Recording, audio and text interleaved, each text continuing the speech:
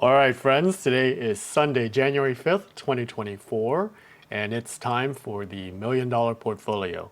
So I've been doing these updates usually in the middle of the month to the third week of the month, but going forward, I'm going to make it more of a monthly calendar cadence, just so that it makes more sense. It's easier to do when the month has passed.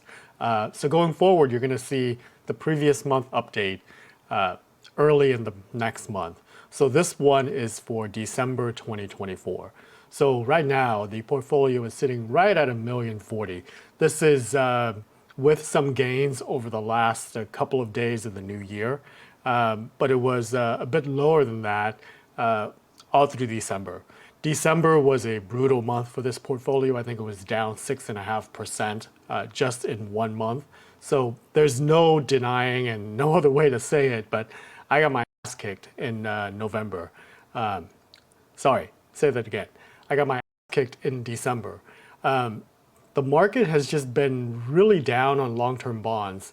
And I made a couple of moves this year that, in hindsight, I shouldn't have done. I should have just left the allocation the way it is and not tinker with it. And I would have done a lot better. So let's talk about what I actually did last year and what my plan is for 2025 to hopefully avoid some of the boneheaded mistakes that I did in 24. So first thing was that I tried to time the market. I really did, and I sat in cash for much longer than I should have. I was convinced that after the run-up of 2023, valuations that we were seeing, that we were due for some kind of a correction. And, you know, the first week of August kind of flashed an indicator of that with the Japan carry trade that was unwinding, you know, where the markets went down like, I don't know, 5% in a week, at least for the NASDAQ. So, you know, there was flickers of it, but for the rest of the year, it just didn't happen. So the lesson there is don't try to time the market, just be in the market. So timing the market is a terrible thing. The second thing was that I used a lot of leverage in the portfolio when I got back into long-term bonds. So before we talk about the long-term bond holdings and what happened there, let's quickly take a look at what the allocation is supposed to be for this portfolio. Basically, it's 50% to large cap growth, 15% to large cap value, 25% to long duration treasuries, and then 10% to commodities, and I'm using gold. The intent with the large cap growth position was to use a little bit of leverage of that 50%, using TQQQ, which is the triple leverage NASDAQ. And then on long duration, same thing, using 10% of that 25 towards TMF. But because I was sitting on the sidelines for so long, when I actually went back in late October, rates were already being reduced because inflation was under control. So I bought in, and I bought in pretty much all triple leverage long-term treasuries. For a couple of weeks, worked out great. You know, I kind of crept back up and was almost where I would expect the portfolio to be. But then, you know, after the election, things started to turn. So a couple of things that made markets really sour on long-term bonds was that inflation is a bit stubborn, and there are indicators that it's not going down as fast as people were hoping. Doesn't mean that it's going up necessarily, but it just wasn't going down fast enough. And markets were thinking that because of that, the Feds were going to just halt rate cuts or, God forbid, even raise it in 2025.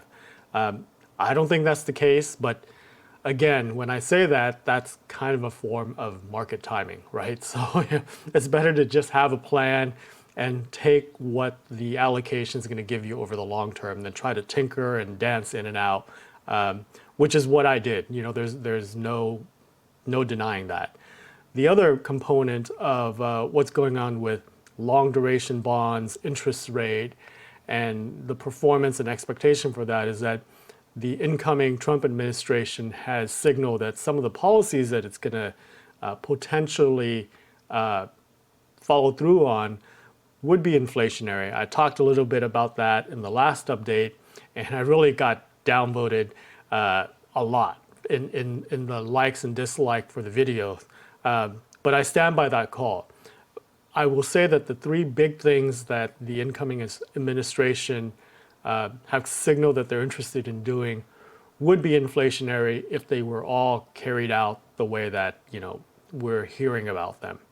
If it turns out that it's more just rhetoric and a negotiation ploy, and only some of these things happen to some smaller degrees, they won't be that bad. I think we can deal with it. Just to recap on what those three things are, you can go watch the last video on that. Tariffs are one. They would raise prices, that's inflationary. Reducing immigration and deporting folks from the country would also be inflationary because you would lose a cheap source of labor.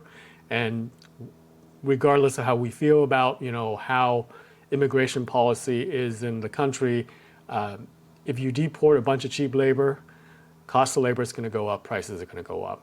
And then lastly, the further reduction in tax cuts. So, our taxes are actually pretty low right now and has been for many decades. Went from Reagan, where we had one of the highest marginal tax rate, and it's been creeping down ever since. And at a point now where it's pretty low. But if you reduce it further, it's going to be inflationary because people are going to have more money in their pocket and they're going to spend it. That's just how it is. So that's what happened in 2024, and my views on what potentially could happen in 2025 if all of these things come to pass. I'm not making any predictions. I don't know what's actually going to happen, but that's what we have. So for 2025, what's my plan? Well, I am going to stick with this allocation.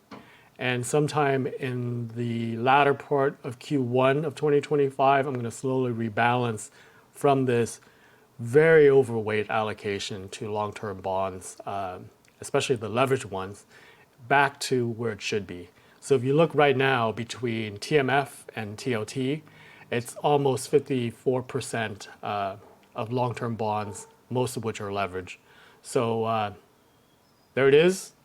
That's what happened in December. Thanks for visiting, stopping by, and I'll catch you on the next video. See you later. Bye.